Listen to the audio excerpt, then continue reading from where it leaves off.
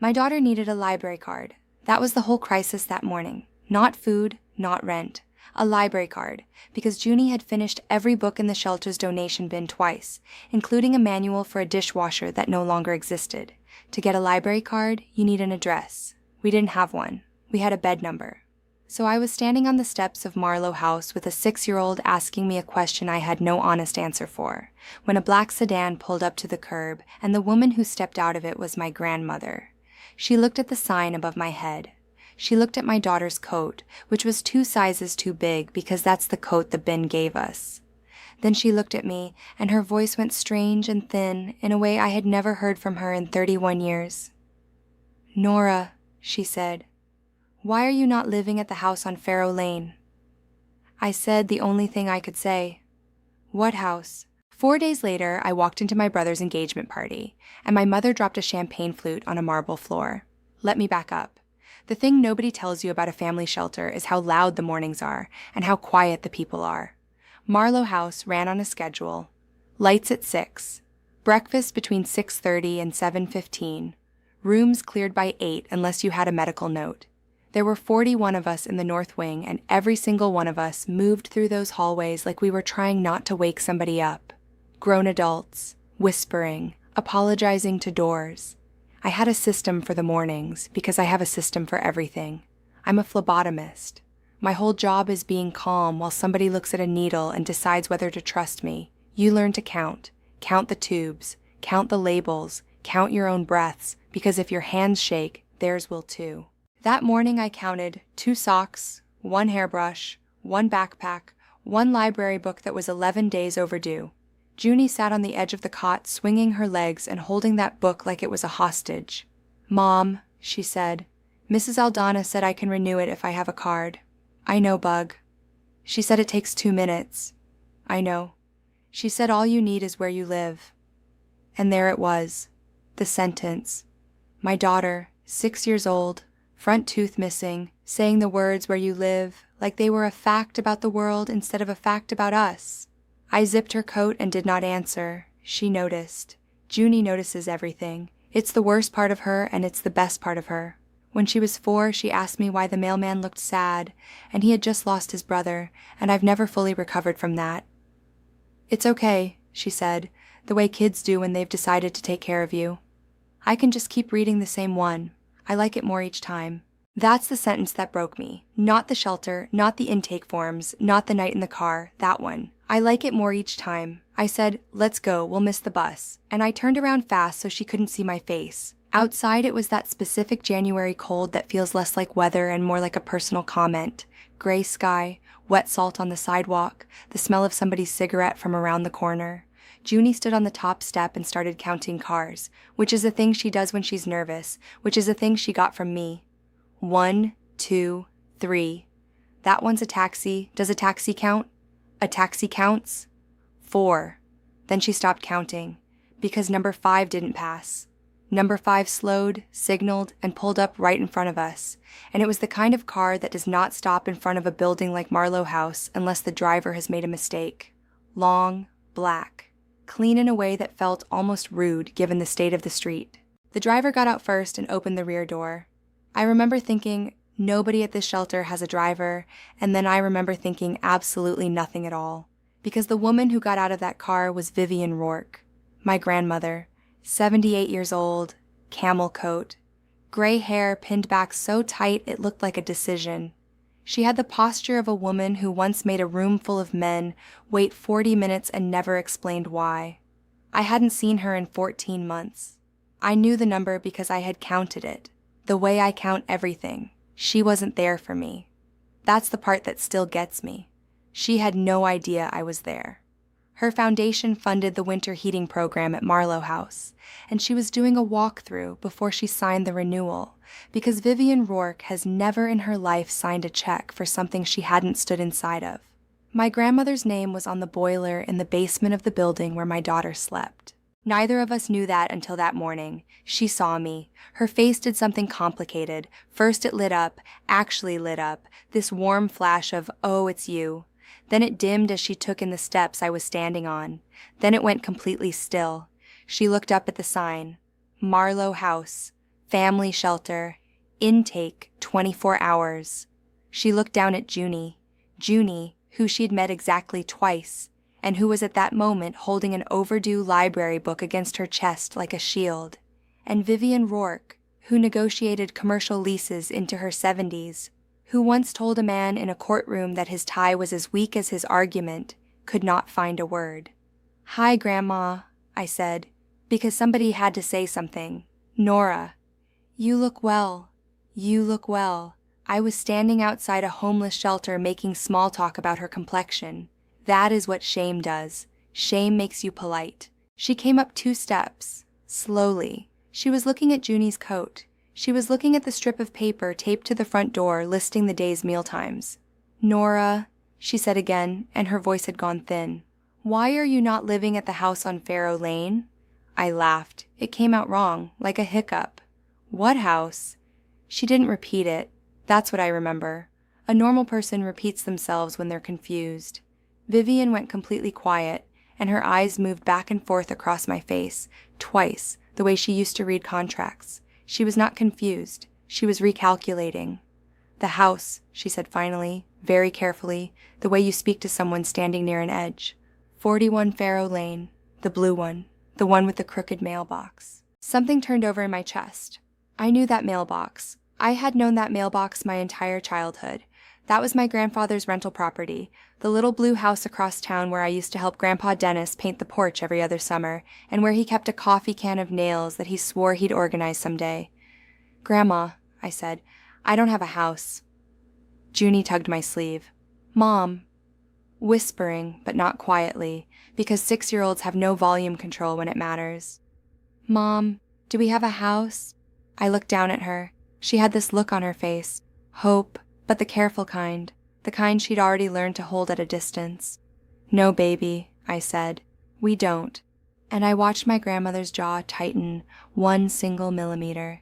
I had seen that millimeter exactly once before at my grandfather's funeral when someone from the bank tried to talk to her about paperwork beside the casket. "Get in the car," Vivian said. "Grandma, Junie has school. I have a shift at 11. I can't just—" "Nora." She didn't raise her voice. She lowered it. "Get in the car." And here's the humiliating truth. I wanted to argue. I had a whole speech built up over 14 months about how I was handling it, how I didn't need anything, how I was fine. And then my daughter looked up at me with her overdue library book and said, "Mom, the car's warm." And my speech died in my throat. So we got in the car. The door shut, and the street noise vanished, and the silence inside that sedan was so expensive, it felt like a rebuke. Vivian did not tell the driver to go. She sat there with her gloves in her lap, looking straight ahead through the windshield at nothing. Then she said quietly, to no one, 14 months. And she picked up her phone. She dialed. 1 ring. "Marguerite, it's Vivian Rourke. I need the file on 41 Farrow Lane, and I need it in 90 minutes. A pause. "No, not the deed. I know what the deed says. I want the trust accounting, every distribution, every disbursement, and I want to know who has been receiving mail at that address." Another pause. I watched the side of her face. "Marguerite, is the property occupied?" The pause after that one lasted 4 seconds. I counted. Vivian closed her eyes. "Send it to Odile," she said. "Today." She hung up. She set the phone face down on her knee. Then she turned and looked at me, and for 1 second she wasn't the woman who ran a property company for 30 years. She was just an old woman in the back of a car, and she was frightened. "Nora," she said, "I need you to tell me exactly how you came to be standing on those steps. Start at the beginning. Do not protect anyone." Junie was in the middle seat, coloring on the back of a receipt with a pen she had located in under 9 seconds because she is a small, resourceful criminal. I said, "Can we not do this in front of—" "Junie," Vivian said without missing a beat, "do you like pancakes?" Junie looked up, deeply suspicious. "What kind?" "The kind with too much syrup." My daughter turned to me and said, in the gravest voice she owns, "Mom, I think we should go with her." We ended up in a diner on Vernon called the Blue Kettle, which had been there since before I was born and which smelled like coffee and old grease and somehow safety. The heater above our booth blew hot air straight down onto the top of my head, and I nearly cried from the shock of being warm without having to negotiate for it. Junie got pancakes and a hot chocolate that arrived with a whipped cream tower that made her gasp out loud. Vivian ordered black coffee and didn't drink it, and I told her, "Here's what I want you to understand before I tell you this part. I was not stupid." I want to say that plainly because when you hear a story like mine, there's a voice in the back of your head that says, "How did she not see it?" I've heard that voice. I lived inside that voice for a year. I was not stupid. I was tired, and I was related to them, and those two things together will blind anybody. Grandpa Dennis died in March. Heart. Fast, they said, like that's supposed to help. I was 29, working full-time at Kingsley Clinic drawing blood, plus Saturdays at a plasma center for the extra $140. Junie was 4. Her dad had exited stage left before she was born and had never once written back, so it was the two of us in a one-bedroom on Fell Street, and we were tight, but we were fine. That's the part that kills me. We were fine. Then the building sold. The new owners renovated, which is a word landlords use when they mean leave. Rent went from $950 to $1,600. My take-home was $2,200. You can do that math faster than I could, because I kept redoing it, hoping I'd find a different answer. My mother called me the same week. Charlotte. My mother. I should describe her, because if you met her, you'd like her. Everybody likes Charlotte. She has a laugh that makes strangers feel included. She remembers your surgery, she brings a casserole to your grief, and she posts about it after. She said, "Sweetheart, this is why family exists. Come stay with us, just until you're steady." And my brother Grant got on the phone and said, "Nor, seriously, the basement's finished now. It's nicer than my first apartment." I cried. I want you to know I cried on that phone call out of gratitude. Some part of me is still standing in that kitchen on Fell Street, holding the phone, saying thank you. The basement was not finished. The basement had carpet, which is a different thing. But it was warm, and it was free, and Junie thought the little window at the top of the wall was a submarine porthole, so she was thrilled. And if Junie was thrilled, I could survive anything. The first 4 months were fine. I paid $400 a month, which Charlotte accepted only because you insist, and then mentioned to relatives at Easter, twice, in a way that made it sound like alms. Then the comments started. They were never big. That's the thing about people like my mother. There is never a moment you can point to and say that's the cruelty. There are only 40 small moments that add up to a bruise. Nora, are those Junie shoes in the hall again? It's just when people come by. Nora, you look exhausted. Have you thought about whether that job is really sustainable? Nora, honey, Grant is doing so well. He's just built differently, I think. Grant, for the record, was 34, sold enterprise software, and had never once in his adult life been asked to explain a shoe in a hallway. And then in the fall, Grant got engaged. Her name was Delaney Whitcomb. Kind, funny, honestly too good for him, and her father owned a commercial real estate firm with his name on the building. Charlotte lost her entire mind. Suddenly the house was being repainted. Suddenly we were talking about a spring engagement party at Pinewell. Suddenly there was a Pinterest board, and suddenly the basement was a problem, because Delaney's parents were going to come see the house. Charlotte sat me down at the kitchen table in November. She had made tea, which is how I knew it was bad. My mother makes tea the way other people hire a lawyer. "We've been talking," she said, "your father and I. My father has been dead for 11 years. She meant Grant. She always means Grant. We think it's time for you to stand on your own feet." I said, "I work 50 hours a week. That's not what I mean, and you know it." She reached across and put her hand on mine, and this is the part I still dream about, because she looked at me with such tenderness while she said, "You've always been a little too comfortable being helped, sweetheart. A good mother finds a way." A good mother finds a way. I have replayed those 5 words so many times that they've stopped sounding like language. I said, "How long?" She said 60 days, and she squeezed my hand, and she said, "See? Nobody's throwing anybody out." I looked for 60 days.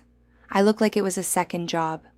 First month, last month, security deposit, $2,900 up front, and a credit score I damaged at 22 paying for Junie's birth.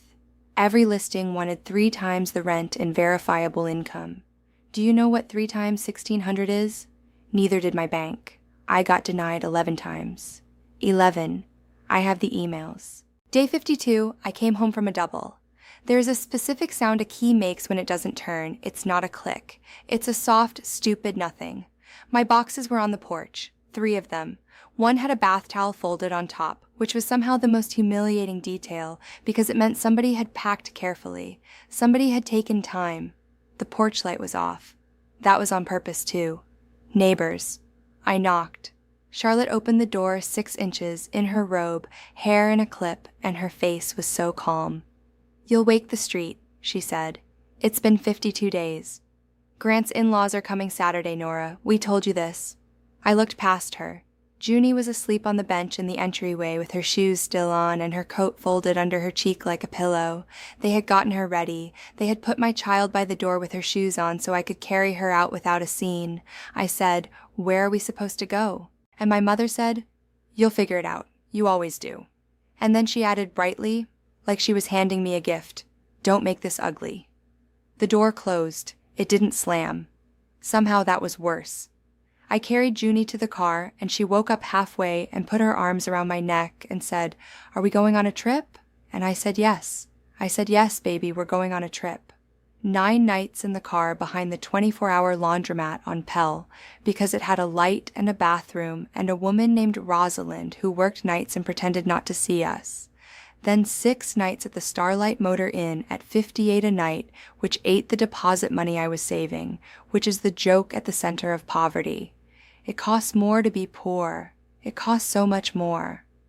Then Junie's teacher, Mr. Adisa, asked to speak with me after pickup.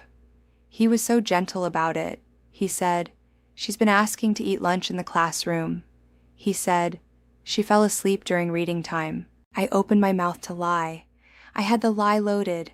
I do it professionally. She's fine, just a growth spurt. And Junie was standing right there, watching me, learning how to smile while you lie about your own life. So I told him the truth. And 2 days later, I was in a beige office at Marlowe House with a clipboard, filling in the box marked last permanent address, and Junie was next to me swinging her legs, and she leaned over and whispered, "Is this our new house?" The intake worker didn't flinch. She'd heard it before. That's the part that undid me. She had heard it 1,000 times. Now, the obvious question, the one you're shouting at your screen right now, "Nora, you have a rich grandmother. Call her. I know. Here's what I want you to understand about how a family like mine works." For 20 years, Charlotte had been building a wall between me and Vivian, 1 brick at a time, and every brick looked like love. "Don't call Grandma about the tuition thing, sweetheart. She's been so stressed since Grandpa." Grandma finds it hard when people ask her for things. She's always suspected people want her money. "I mentioned you to Grandma. She said she's proud you're independent. Isn't that nice? Do you see it? Do you see how good that is? She never said don't call her. She said calling her would hurt her, and you're not the kind of person who would do that." And when I texted my mother from the Starlight Motor Inn at 2 a.m. from the parking lot, because I could not sleep and I had run out of pride, and I typed, "Does Grandma know what's going on with me?" and hit send. My mother replied in 90 seconds. "She's in Portugal until March. Please don't burden her with this. Let her enjoy her life." 90 seconds. At 2 a.m. My mother, who sleeps like a rock, who never hears her phone. Vivian Rourke had not been to Portugal since 2009, back in the diner. I finished. I was staring at a paper placemat with a maze printed on it. Junie had solved the maze in green pen and drawn a hat on the mouse. Vivian had not touched her coffee. It had a skin on it. She said 1 word. 60 days. "Grandma, she gave you 60 days. Her hands were flat on the table. Very flat. "Nora, in April, 3 weeks after your grandfather died, I moved 41 Farrow Lane into a trust. The beneficiary is you. The contingent beneficiary is Junie. It was your grandfather's idea. It was the last thing he asked me for." The heater hummed. Junie asked the waitress for more whipped cream, and the waitress said yes. "It was a house," Vivian said. "That's all. Just a house. free and clear, so you'd never be at anybody's mercy. I could not make the words assemble. Your mother was named Trustee, she said, because she asked to be, because she said, and I remember this, she said, let me do this, Mom. Let me be the one to hand it to her. I never, I said. Grandma, I never. I know. Her voice cracked, one hairline fracture, and then she put it back together. I asked her about it every few months. She said you'd moved in. She said you loved the porch. She told me you'd painted the kitchen yellow. Yellow. She knew I'd paint it yellow. My mother knew that about me and used it as set dressing. Vivian picked up her phone. Nora, she said, I am going to call your mother. You will not speak, not one sound. Do you understand me? I nodded. She put it on speaker and laid it flat between the syrup and the salt. 2 rings. Mom, hi. Charlotte, bright as a bell. Oh, this is a nice surprise. I was literally just thinking about you. Charlotte, Vivian's voice was warm. That's what horrified me. It was warm. I'm sorry to call so early. Never, never. Are you kidding? How was the walkthrough? You do too much, you know that? It went as expected. A beat. I wanted to ask about Nora. The pause was tiny. Half a second. But it was there. And once you hear it, you can't unhear it. It's the sound of someone selecting a file. Oh, Nora. A sigh. A loving, exhausted sigh. She's good, Mom. She's really doing well. Across the table, my hands started to shake, so I put them under my legs and sat on them. Is she still at the house? She loves it. Charlotte laughed. Honestly, it's been the making of her. I told you it would be.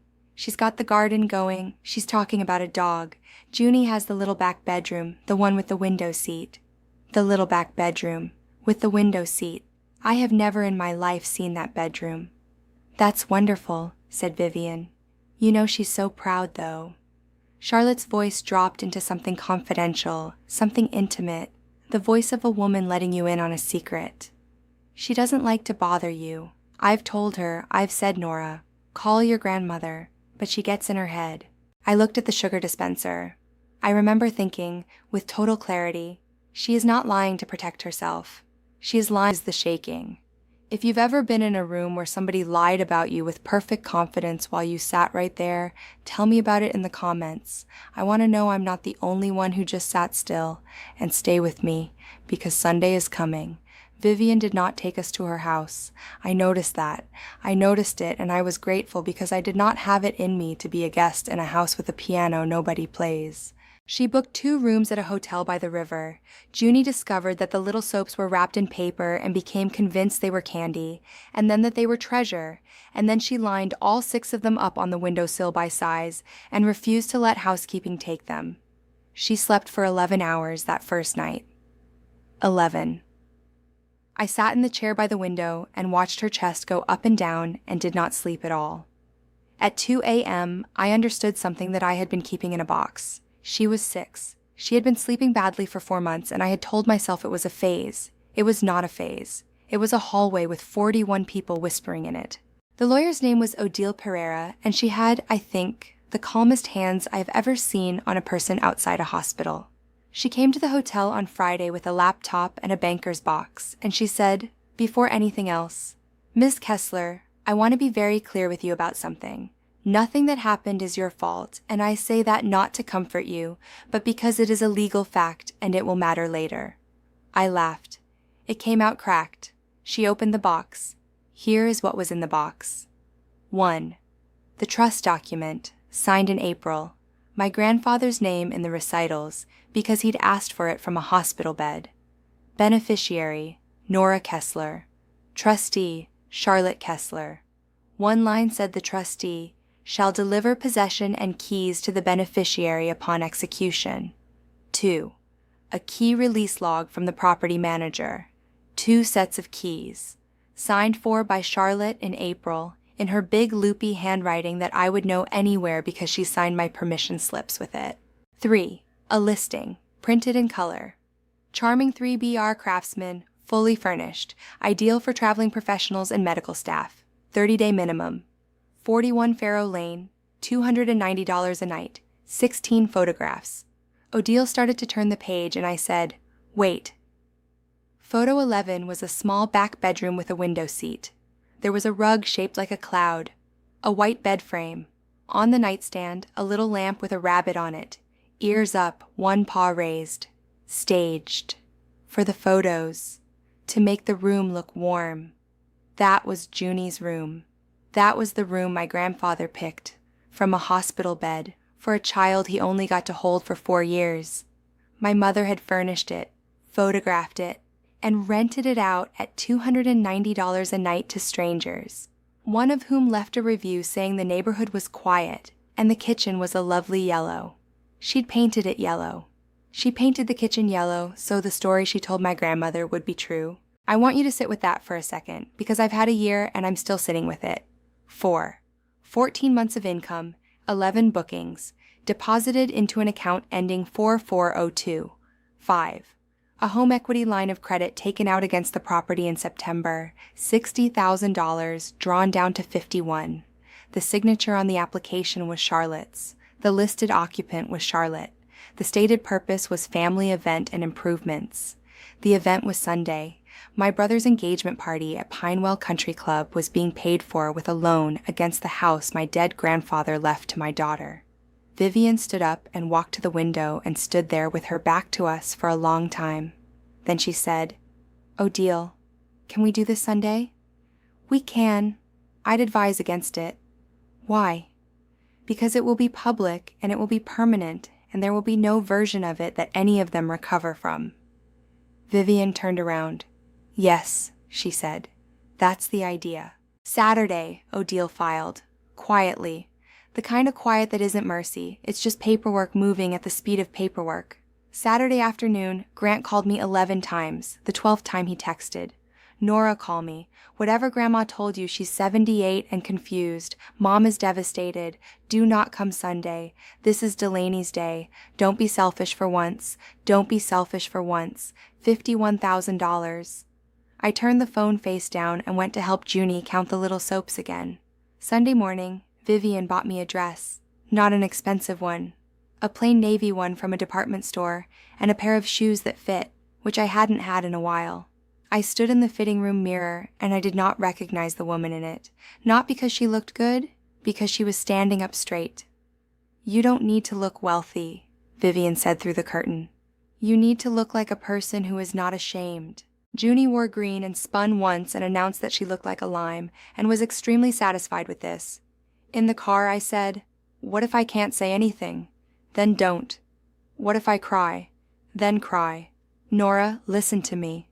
She took my hand. Her hands were cold and dry and thin as paper. "You are not on trial. You have never been on trial. You only thought you were, because they were the ones holding the gavel and they liked the sound of it." Pinewell Country Club has a long gravel drive and a portico and a lobby with a fireplace that has probably never had a fire in it.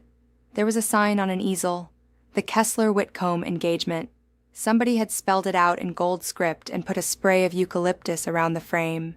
The room was full, 90 people maybe, Whitcombs on one side, our relatives on the other, and a long table of cousins I hadn't spoken to since the funeral. Before we went in, Vivian stopped at a door off the corridor. A staff member opened it. A small library, warm lamps, an armchair, and a plate of shortbread the size of a hubcap. "This is for Junie," Vivian said. Junie looked in. She looked at the shortbread. She looked up at Vivian and said, very seriously, "Are those all mine?"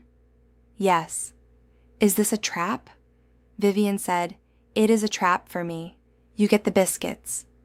Odile's assistant, a young woman named Priya with a very calm face, sat down in the other chair and opened a book about volcanoes. Junie waved at me without looking up. She had no idea. She has still never fully known. That's the only thing in this entire story I did right. I went in first. Alone. That was Vivian's instruction, and I understand it now. Let them see me. Let them do the math in front of witnesses. The room noticed me the way a room notices a draft, a little cooling at the edges. Somebody's sentence slowed down. Grant saw me first. He was by the bar in a blue jacket, laughing, hand on Delaney's back. His face went through it in 3 stages: recognition, calculation, then this awful chosen brightness. He came at me with his arms out, smiling. "Noor! Oh my God, you came!" He hugged me, in front of everyone. He hugged me and he put his mouth by my ear and he said quietly, still smiling for the room, "You need to leave right now." And then he stepped back and laughed as if I'd said something funny. I looked at him, my big brother, who taught me to ride a bike and once punched a kid for calling me a name. I said, "The kitchen's yellow, Grant." I watched every drop of blood leave his face. Then Charlotte crossed the room. Oh, she was magnificent. Cream dress, pearls. She came at me with both hands out and her eyes wet, and she took my face in her palms in front of 90 people. "Sweetheart," she said. "Oh, sweetheart, why didn't you tell us?"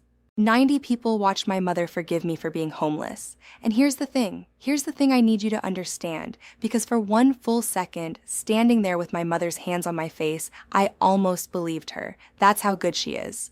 Some part of my brain, the 4-year-old part, the part that will be 4 years old until I die, went, "She loves me, it was a mistake, everything is fine." That's when the room changed, because Vivian Rourke walked in. Behind her, Odile Pereira, in a gray suit with a folder. And behind Odile, 2 staff members from the club carrying a stack of cream-colored booklets, because my grandmother knows that people do not believe speeches. They believe paper. Charlotte's hands fell off my face. Delaney's father, Roland Whitcomb, was already crossing the room to shake Vivian's hand, because everybody in commercial real estate in the city knows Vivian Rourke. He said something charming. Vivian said, "Roland, I'm about to ruin your daughter's party. I'm very sorry. Sit down." And he sat down. She didn't shout. I want to be so clear about that. She never once raised her voice. She stood by the little podium where the toasts were supposed to happen, and she picked up the microphone and she said, "Good afternoon. My name is Vivian Rourke. Most of you know I don't do speeches. I'm going to do one anyway." The staff began placing a booklet at each seat. Charlotte said, "Mom, this isn't the time," and laughed, and the laugh went wrong, went up at the end into something else. Vivian said, "In April, my husband Dennis was dying. He asked me for one thing. He said, 'Take care of Nora and the little one.' He said, 'Give them the blue house so they'll always have a door that locks.'" 90 people, silent. A fork rang against a glass somewhere and stopped. "We put the house in a trust. Nora is the beneficiary, Junie after her. My daughter Charlotte asked to be the trustee. She said she wanted to be the one to hand over the keys." She turned the page in her own booklet. Everyone in the room turned theirs. That sound. 90 pages turning at once. I will hear that sound for the rest of my life. Page 2, key release. Signed by Charlotte, April 11th. Page 4, the property listing, furnished rental, $290 a night. Posted May 2nd. Page 7, 11 bookings over 14 months, $58,400 in rental income deposited to an account belonging to Charlotte and Grant Kessler. Somebody said out loud, "Jesus." Page 9, Vivian said. A line of credit taken against the house in September, $51,000 drawn. She looked up. She looked at Delaney's mother, then at Roland Whitcomb. "That's what paid for today," she said. "The flowers, the room, the band." Delaney was standing very still with a champagne flute in her hand. "Mom, stop it," Charlotte said, loud now, shrill. "Stop it, this is a celebration." Page 11, Vivian said, and the staff turned the projector on, because Odile had thought of everything. Photo 11, the little back bedroom, the cloud rug, the white bed, the rabbit lamp with one paw raised, 9 feet tall on the wall of a country club ballroom. "That," said my grandmother, "is a photograph taken by my daughter to advertise a bedroom in a house that belongs to my great-granddaughter." She let it sit there. "While that child slept in bed 19 at Marlowe House Family Shelter," she paused, "where I pay for the heat." Charlotte's champagne flute hit the marble. It didn't shatter dramatically. It just cracked and rolled, and the sound it made going across that floor lasted a very long time. Then it got ugly, the way these things do. Charlotte started crying, and this time it was real. That's what made it unbearable. It was real, and it was still not about me. "You don't understand," she said. "We were underwater, we had debts, Grant's wedding. Do you know what these people expect?" She actually gestured at the Whitcombs. She gestured at them. "It was temporary, we were going to tell her. We were going to give it to her when things settled." Vivian said, 14 months. "She's fine. Look at her, she's fine. She always lands on her feet. She's strong. She doesn't need." And she stopped, because she heard it. For the first time in her life, my mother heard herself. Grant went the other way. Grant got loud. He stepped forward and said, "This is a private family matter, and you have humiliated my fiancé." And Delaney Whitcomb, who I had met 3 times, put her hand on his chest and said quietly, "Grant, where did you say the money came from?" He opened his mouth. Nothing came out. She took her ring off. She didn't throw it. That's the thing about real life. Nobody throws anything. She set it on the tablecloth next to a little card that said, "Grant and Delaney" in gold, and she walked out through the double doors, and her mother followed her, and then a great many people followed her. Odile stepped forward with the folder. "Charlotte Kessler," she said, "you've been removed as trustee, effective Friday. These are copies of the petition for an accounting and a demand for restitution of the trust income and the credit line. The county attorney's office received a referral this morning. You'll want your own lawyer, not the family one." Grant said, "You can't." Odile said, "This is a copy for you as well." Then Charlotte turned to me. 90 people, half of them gone. The rest of them frozen with plates of salmon in their hands. She came toward me and her mascara was down her face and she was not performing anymore. She was just my mother, and she reached for my hands and she said, "Nora, baby, tell her to stop. You know me. Tell her we're family." And something in me went very quiet, not angry. Quiet. I said, "You put my daughter's bedroom on the internet." She said, "I was going to." I said, "You put her shoes on." And Charlotte stopped and blinked and said, "What?" "The night you locked me out. You put her shoes on her feet so I could carry her out without waking her up. You thought about it." I said, "I need you to never speak to me again." And then I turned around and walked out of that ballroom and down the corridor, and I opened the door of the little library, and my daughter looked up with her mouth full of shortbread and crumbs all down her green dress and said, "Mom, Priya says a volcano is a mountain that's cross." And I got down on my knees and I held her. She patted my back twice like a small, kind adult. Then she said, "Can we go now?" I said yes. I said, "Yes, baby. Here's what happened, in the order it happened, and then I'll leave you alone." The restitution took 11 months. They paid it. Grant sold the car first, which tells you everything about Grant. The line of credit came out of Charlotte's retirement account. The county attorney didn't press criminal charges because trust cases are slow and gray, and my grandmother decided that dragging Junie's name through a courtroom was a price she wasn't willing to make my daughter pay. I agreed. I still think about it. Some days I think we were merciful. Some days I think we were tired. Vivian rewrote her will in March. Charlotte and Grant are named in it. There's a sentence about them, and it is not warm. Delaney Whitcomb moved to Denver. She sent me a card once with no return address that said 7 words. "You didn't ruin anything. Thank you. Take care." Grant emailed me last spring, 2 paragraphs about how hard this had been on him. Charlotte writes, once a month, like a bill. She has never once written the word sorry. She writes about how much Junie must be growing. She writes, "I don't even know my own granddaughter." She writes it like it's something that happened to her, like weather. I don't respond. That's not cruelty. I gave her everything for 29 years and it was never enough. And one day I understood that it was never going to be enough because I was never the point. And when you understand that, you stop bargaining. We moved into 41 Farrow Lane in April on a Saturday, with rain coming down like it had something to prove. The kitchen is still yellow. I hated it for about 6 weeks. Then one morning I stood in it with coffee and realized I liked it. And the fact that she chose the color doesn't mean she owns it. She doesn't get to own yellow. The mailbox is still crooked. Vivian offered to have it fixed. I said no. Junie has the back bedroom with the window seat. The rabbit lamp was still there, in a box in the garage, because the rental company had packed everything up. I stood in the garage holding it for a long time, and I thought about smashing it. I put it on her nightstand. It's a good lamp. My grandfather picked it. Some things you take back. I'm still a phlebotomist. Kingsley Clinic 4 days a week. I stop the plasma center Saturdays. I'm 9 credits into a nursing program, which at this rate means I'll be an RN at 36. And honestly, so what? I'll be 36 anyway.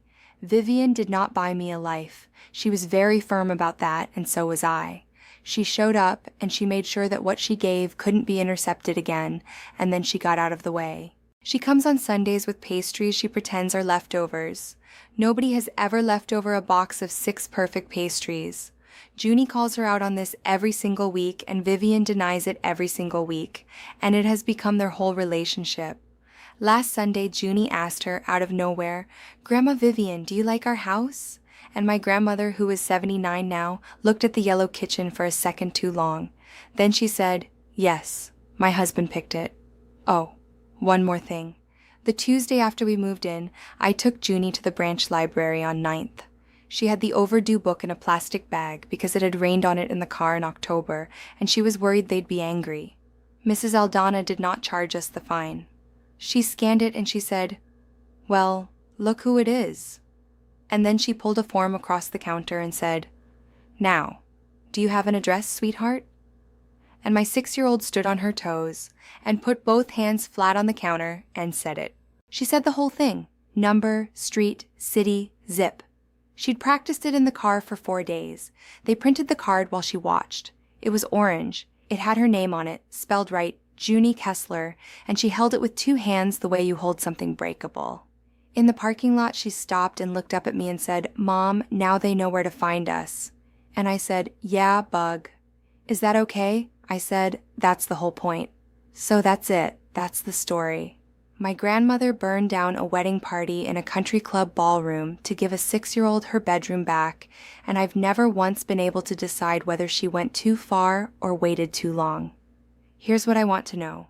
Was Vivian right to do it in public, in front of 90 people, on the worst possible day? Or should she have handled it quietly and let my mother keep her face? And the harder one. My mother writes to me every month. Would you write back? Tell me in the comments. I read them. I read all of them. And if you've ever had somebody in your family stand between you and help, and call it love, subscribe. Because that's most of what I talk about here, and you're not nearly as alone as they made you feel. I'll see you in the next one.